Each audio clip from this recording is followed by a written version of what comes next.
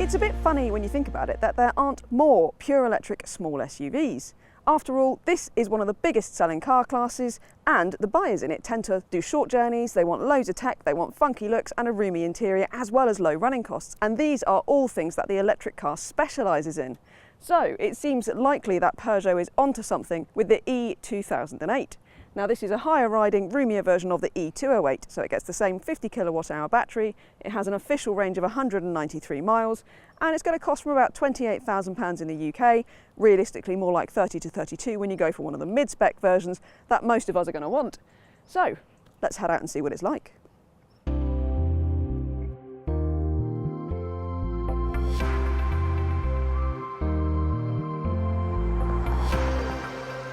I'm going to start here by mentioning that the 2008 might be an SUV in name.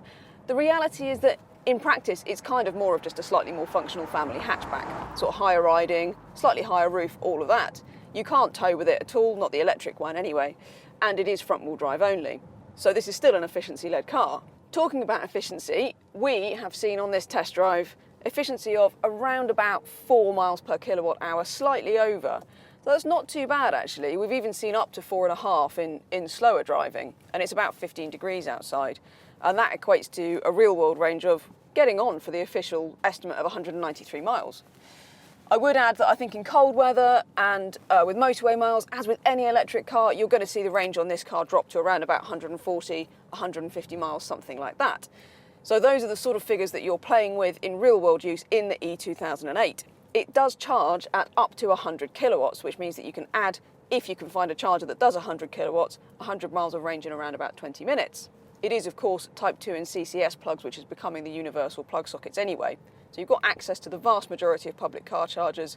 Many of the motorway chargers in the UK are 50 kilowatts, which means that you're going to get that 100 miles of range added in more like sort of 35, 40 minutes.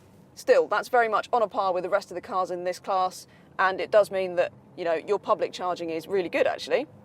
Home charging, of course, 7 kilowatts, you're going to get a charge in around about 7.5 hours, that's absolutely fine, and Peugeot is offering a free home wall box with the first 500 orders in this car. This is all good news. How does it drive? Well, do you know what? I quite like it. I think the driving position in this and in the 208, some people might find it a bit difficult. Taller drivers tend to find that perhaps the wheel obscures the dials, which are above the wheel.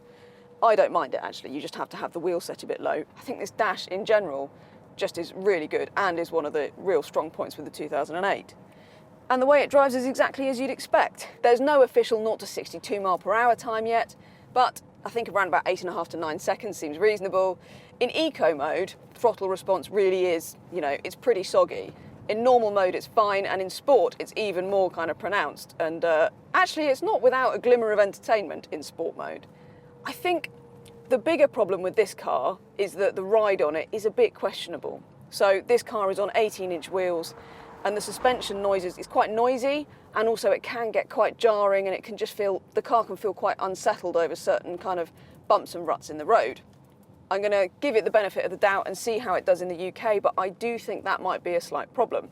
Otherwise, as long as you can get used to this little steering wheel and the fact that it feels quite darty going into corners, it's really a very pleasant thing to drive. It's quiet, everything's quite smooth and easy to judge, even the brake regen modes. Now there are only 2 brake regen modes. In normal mode, it's very subtle actually. It's almost barely any stronger than you get in a normal petrol car when you lift off the throttle. But you can put it into B mode by putting the gear lever back down here, and that gives you much stronger brake regen. It's still not one pedal driving if you're after that, but it's easy to judge and it bleeds in fairly smoothly as long as you lift off the throttle nice and smoothly. So I think all that is well and good. It's all very easy to understand, and it's just as smooth, quiet and relaxing as you'd expect. Like I said, that ride is the only thing that bothers me. But apart from that, this is also a very practical car. So there's plenty of room in the back seats, even behind a tall driver. You can get 2 adults quite comfortably. The sills getting into the car are quite high, so you can sort of trip over those quite easily. That's my only gripe with it. And you've got proper cable storage in the boot, which is great, so you've got proper underfloor storage. It's a shame that you have to pay extra for a 3-pin plug, but you do get the Type 2 cable as standard.